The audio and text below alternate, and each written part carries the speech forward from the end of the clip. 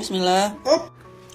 Kerjaan lagi menumpuk tapi akunya lagi males banget. Pagi-pagi aku udah siapin sarapan buat anak-anak. Beresin mereka mandi, lanjut siapin sarapan. Nah karena beberapa hari itu aku sibuk dengan tag video, jadi hari ini aku mau beresin baju kotor dan baju yang sudah aku ambil di laundry. Setiap hari kalau Razik gak alias ada aja tingkah mereka di rumah. Gak pernah akur, selalu berantem. Nah biar aku aman beberes, jadinya aku kasih snack deh buat mereka. Kalau snack anak-anak, aku selalu dari Wonhei ya. Makanya setiap minggu tuh harus stok snack ini, karena anak-anak tuh suka banget. Kenapa harus Wonhei? Karena snacknya ini enak banget. Banana coklatnya itu terasa. Nah biasanya snack ini aku taruh di kulkas dulu nih biar dingin, karena kalau udah dingin enaknya itu jadi double. By the way, buat kalian yang mau, aku belinya itu di Alfamart ya. Untung aja aku punya snack ini di rumah. Mereka akur, aku aman beberes, jadinya cepat selesai.